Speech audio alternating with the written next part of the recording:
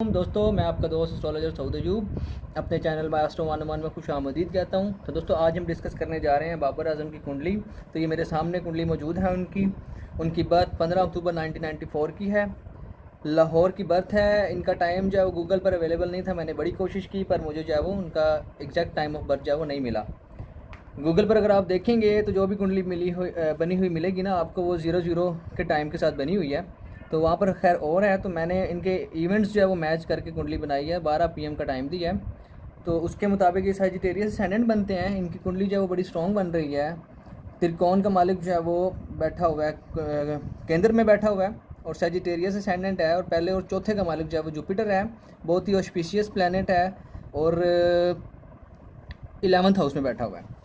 तो दोस्तों, अब मैं डिस्कस करने जा रहा हूँ, बताता हूँ आपको कि इनकी कुंडली में ऐसा क्या है कि जो इनको जो है वो क्रिकेट टीम में, पाकिस्तान की क्रिकेट टीम में जो है वो यूनिक बनाता है, या इन्होंने अपने जो है वो एक मुख्तसर से कैरियर में इतना नाम जो है वो कैसे बना लिया है, इतने जो है वो अच्छी इनिंग्स कैसे खेली है, इतने रिकॉर्ड्स इन्होंने कैसे बनाए हैं। तो दोस्तों, सेजिटेरियस असेंडेंट है बाबर आजम। इनका जो असेंडेंट है सेजिटेरियस है, सन साइन विर्गो है और मून जो है वो एक्वेरियस का है। तो मून जिनका एक्वेरियस का होता है, ऐसे लोग बागी टाइप लोग होते हैं, अपने दिल की मानते हैं और ज़िंदगी में इनके जो डिसीजंस होते हैं वो इनके अपने ही होते हैं। इनमें इन्वॉल्वमेंट जो है वो बड़ी कम होती है किसी की। फैमिली को इन्वॉल्व जो है वो ज़्यादातर अपने मैटर्स में ये नहीं करते। इनके थर्ड हाउस में जब वो मून और सैटर्न का जो कम्बिनेशन है वो इनको जो है वो बहुत ज़्यादा करीजियस बनाता है। किसी भी मामले को लेके बहुत ज़्यादा करीजियस होते हैं। अगर ज़िंदगी में इनको जब वो चैलेंजेस रहेंगे तो उनको फेस करेंगे और एफर्ट करके उसमें से निकलने की कोशिश करेंगे, बजाय इसके कि जो है वो गिव अप कर दें, छोड़ दें, बीच में डिले में ले जाएं। ये उसको फुलफ़िल करने की कोशिश करते हैं। थर्ड हाउस में जब भी मार्स आता है तो सैटर्न जब भी आता है थर्ड हाउस में, तो आपने जो है वो थर्ड एस्पेक्ट से जो है फिफ्थ हाउस को देखता है। थर्ड एस्पेक्ट से फिफ्थ हाउस को जब भी सैटर्न देखेगा ना, तो वो एजुकेशन में भी डिले लाएगा, इनके बच्चों के होने में भी डिले लाएगा, बहुत ज़्यादा ट्रैवलिंग लाएगा। थर्ड हाउस में सैटर्न जब बैठा हुआ बहुत ज़्यादा ट्रैवलिंग लाएगा, ख़ासतौर पे डोमेस्टिक ट्रैवल बहुत ज़्यादा लाएगा। इनके जो रिलेशंस अपने बहन भाइयों के साथ होंगे वो बहुत ज़्यादा अच्छे, मतलब बुरे तो नहीं होंगे, बट यह है कि बहुत ज़्यादा प्रैक्टिकल होंगे, क्योंकि सैटर्न जो है वो प्रैक्टिकलिटी को शो करता है। बहुत ज़्यादा डिसिप्लिन प्लैनेट है, तो इतना ज़्यादा कम्युनिकेटिव नहीं होते ये किसी के साथ भी। जिस घर में बैठ जाता है उस घर के मामलात को डिले में ले जाता है, बहुत ज़्यादा प्रैक्टिकल होके रिजल्ट देता है। तो सैटर्न का तीसरे घर में बैठना हमें इस चीज़ की जानकारी देता है कि ऐसे लोगों के जो रिलेशन होते हैं अपने बहन भाइयों के साथ बहुत ज़्यादा प्रैक्टिकल होते हैं। इमोशनल तो होंगे ही उनके साथ, मतलब प्यार करेंगे, केयरिंग होंगे काफ़ी, बट बहुत ज़्यादा प्रैक्टिकल होकर होंगे। इतने ज़्यादा जल्दी इमोशनल नहीं होंगे, इतना ज़्यादा जल्दी हर्ट नहीं होंगे। बट इस कम्बिनेशन में सैटर्न जो है वो थर्ड हाउस में ये रिजल्ट देता है। अब हम बात करते हैं कि जो इनका लगन लॉर्ड है वो किधर बैठा हुआ है। तो पहले का मालिक जो है इनका जुपिटर है। सजिटेरियस का जो रूलिंग प्लैनेट है वो जुपिटर है और 11वें घर में बैठा हुआ है, एक चार प्लैनेट्स के स्ट्रॉन्ग कम्बिनेशन के साथ। जुपिटर जब भी वीनस के साथ आता है, इनके 11th हाउस में आप देखेंगे ना, ये जुपिटर है और इनके 11th हाउस में वीनस भी बैठा हुआ है। तो जुपिटर के साथ इनका वीनस बैठा हुआ है। वीनस जो है वो रेट्रोग्रेड मोशन में है। रेट्रोग्रेड मोशन से मुराद ये होता है कि जिस वक्त इनकी पैदाइश हुई है उस वक्त वीनस जो है वो उल्टी चल रहा था। यही वजह है कि वीनस है तो लिब्रा में ही अपनी मूल त्रिकोण राशि में है, बट रेट्रोग्रेड होने की वजह से ये ज़िंदगी में रिजल्ट देने में बहुत ज़्यादा प्रॉब्लम्स लाता है। और जो इब्तदाई दौर होता है, मतलब कि जो मतलब 20 साल की जो एज है ना, उस तक बहुत बंदा मुश्किलों से टाइम गुजारता है, हार्डशिप्स देखता है, फेलियर देखता है और बहुत ज़्यादा स्ट्रगल करनी पड़ती है, तब जाके जो है वो इस रेट्रोग्रेड वीनस ने रिजल्ट दिया है। बट ये है कि अगर वीनस या कोई भी प्लैनेट जब अपने अच्छे साइन में हो, मूल त्रिकोण साइन में हो और ये अच्छा होकर बैठा हो, उचका बैठा हो, तो वो रिजल्ट ज़रूर देता है। आपकी जो की गई मेहनत है वो रंग ज़रूर लेके आती है और आप जो है वो अपने गोल्स को अचीव करने में कामयाब हो जाते हैं। तो अब मैं आपको बताता हूँ दोस्तों, सजिटेरियस इनका असेंडेंट है और जो फोर्थ लॉर्ड है वो भी जुपिटर का ही है। फोर्थ लॉर्ड का जो मालिक है, जो रूलर प्लैनेट है, वो भी जुपिटर है, क्योंकि जुपिटर के जो न्यूट्रल जो फ्रेंडली साइंस हैं, वो ऑन साइंस हैं, वो एक पाइसेस है और दूसरा सजिटेरियस है। इनका जो एग्जाल्टेड राशि है जुपिटर की वो कैंसर है। तो पहले और चौथे का मालिक इनकी कुंडली में जुपिटर है और वो बैठा हुआ 11वें घर में। तो एक बात तो ये है कि अपनी ज़ात में बंदा बहुत ज़्यादा लकी है। ज़िंदगी में अगर एफर्ट करेगा, स्ट्रगल करेगा, तो उसको बेनिफिट भी मिलेगा। उसकी जो की गई मेहनत है वो वेस्ट नहीं होगी, बल्कि उसका रिजल्ट उसको मिलेगा। चौथा घर होता है आपकी अपनी फैमिली का घर होता है, आपके होमलैंड का घर होता है, डोमेस्टिक कंफर्ट मिलता है, मेंटल पीस मिलती है, रियल एस्टेट इमूवेबल प्रॉपर्टी भी चौथे घर से देखी जाती है। तो चौथे घर का मालिक जुपिटर है, वो भी बैठा हुआ 11वें घर में। तो इससे मुराद यह है कि जो चौथे घर से जो रिलेटेड मैटर्स हैं वो भी इनको जो है वो ज़िंदगी में देखने को आएंगे, मिलेंगे, उसका सुख भी जो है वो मिलेगा, क्योंकि जुपिटर एक बहुत ही पॉजिटिव प्लानट है, बहुत ही जो है वो बेनिफिक नेचुरल बेनिफिक प्लानट है। इवन कुंडली में मैंने ऐसे भी देखा है कि जुपिटर वीक होता है बट बंदा बहुत आगे चला जाता है अपनी जुपिटर की महादशा में या दशा में। इस टाइम में इनकी जो वो राहु की दशा चली हुई है और राहु इनका 11वें घर में है। यह भी एक बहुत बड़ा पॉजिटिव पॉइंट है कि राहु इनका जो है वो एक ऐसे स्टीलियम में बैठा हुआ है, एक ऐसे स्ट्रॉन्ग कम्बिनेशन में, ऐसे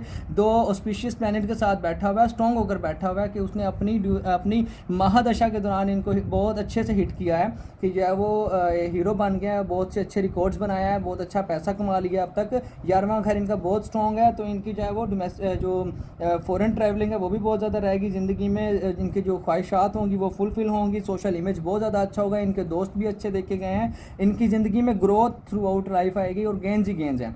जुपिटर और वीनस का कम्बिनेशन बहुत अच्छा होता है और ये बहुत ज़्यादा अमीर लोगों में पाया गया है। साथ में राहु बैठा हो तो वो उसको बढ़ा देगा। अब हम बात करते हैं कि इनका जो फिफ्थ लॉर्ड है नेचुरल कालपुरुष कुंडली के मुताबिक, कालपुरुष कुंडली ये होती है Aries, Taurus, Gemini, Cancer, Leo, Virgo, Libra, Scorpio, Sagittarius, Capricorn, Aquarius, Pisces, Aries. ये 12 घर हैं और नेचुरल ज़ोडिएक साइन जो है वो एरीज है। एरीज से जो है वो कम्बिनेशन शुरू होते हैं, एरीज से ये सीरीज़ शुरू होती है, तो इसको कालपुरुष कुंडली कहा जाता है। तो कालपुरुष कुंडली के मुताबिक 5वें घर से हम देखते हैं एजुकेशन, और 5वां जो एजुकेशन होती है वो मरकरी से देखी जाती है। तो इनके 5th हाउस का जो लॉर्ड है एरीज है और वो बैठा हुआ 5वें घर में, बट और केतु बैठा हुआ 5वें घर में। तो इससे हम कह सकते हैं कि ऐसे पर्सन की जो एजुकेशन है वो अच्छी नहीं है। हालांकि जो मार्स है वो बैठा तो नीच बैठा तो 8th हाउस में है और विपरीत राजयोग बना रहा है, क्योंकि 6, 8, 12 का मालिक है। 12वां घर स्कॉर्पियो है और स्कॉर्पियो का जो मालिक है वो मार्स है, और मार्स जो है वो बैठा हुआ 8th हाउस में कैंसर में डेबिलिटेटेड होकर बैठा हुआ है, नीच का बैठा हुआ है। अगर ये विपरीत राजयोग ना बना रहा होता तो शायद ये क्रिकेटर ना होते। यही वजह है कि मार्स बैठा तो नीच का है, मतलब अच्छा नहीं बैठा हुआ, बट ये स्पोर्ट्समैन है और स्पोर्ट्समैन बने और बहुत अच्छे क्रिकेटर बने।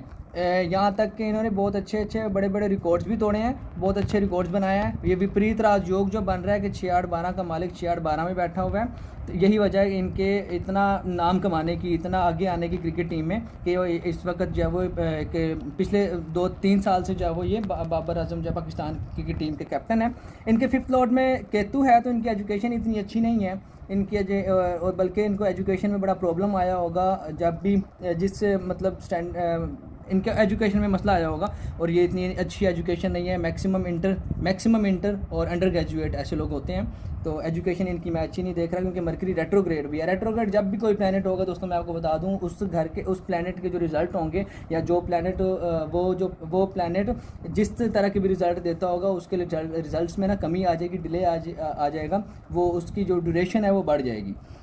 अब बात करता हूँ कि इतनी पजीराई इतनी कम एज में मिल जाना कैसे है इस कुंडली में, या बाबर आजम ने इतने कम एज में इतना नाम कैसे बना लिया, इतनी प्रोमिनेंट जो है वो शख्सियत वो कैसे बन गए हैं। तो दोस्तों देखें, इनका सेजिटेरियस असेंडेंट है, सेजिटेरियस असेंडेंट के हिसाब से इनका जो 9th लॉर्ड है वो लियो बनता है, और लियो का जो रूलर प्लैनेट है वो सन है, और सन बैठा हुआ है 10वें घर में।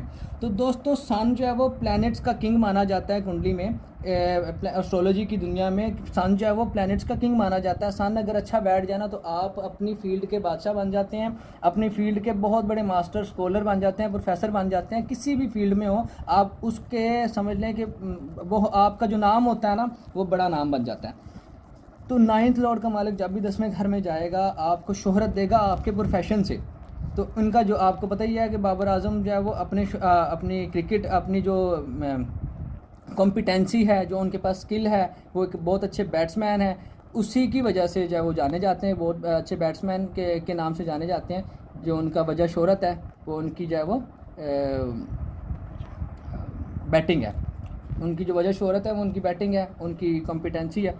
तो 10वें घर में जब आया है सन, इस वजह से इनको शोहरत मिली है। बट अगर अब मैं आपको टर्मिनोलॉजी, एस्ट्रोलॉजी की टर्मिनोलॉजी में बताऊँ ना, तो वो ये है कि त्रिकोण का मालिक जो है वो सबसे स्ट्रॉन्ग, सबसे पावरफुल केंद्र में बैठा हुआ है। केंद्र होता है 1, 4, 7, 10 और त्रिकोण होता है 1, 5, 9। तो दोस्तों 9वें का मालिक 10वें घर में बैठा हुआ है। सबसे पावरफुल त्रिकोण भी 9वां घर है, क्योंकि 9वां घर जो है वो भाग्य हाउस है। भाग्य हिंदी में कहते हैं, और इसको उर्दू में कहते हैं किस्मत का घर।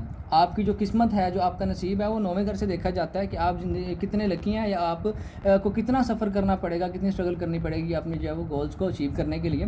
तो 9वें का मालिक जब इनके 10वें घर में बैठा हुआ है, यही वजह है कि जो है वो इतने ज़्यादा पॉपुलर हैं। और ये जब तक क्रिकेट टीम में रहेंगे बहुत अच्छा खेलेंगे, बहुत अच्छा परफॉर्म करेंगे, और जो है वो नए से नए रिकॉर्ड्स भी बनाते रहेंगे, यही वजह है। और ये इतने अच्छे बैट्समैन क्यों हैं, उसकी वजह यही है कि विपरीत राजयोग इनके जायचे में बन रहा है। 6-8-12 का मालिक 6-8-12 में है।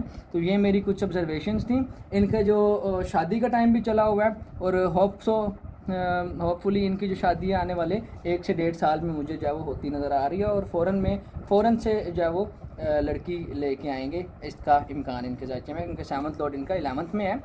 तो ये मेरी कुछ ऑब्जर्वेशंस थी बाबर आजम के जायचे को लेकर। तो अगर आपको मेरी वीडियो अच्छी लगी है तो इसको लाइक करें, चैनल को सब्सक्राइब करें और बेल आइकन प्रेस करें।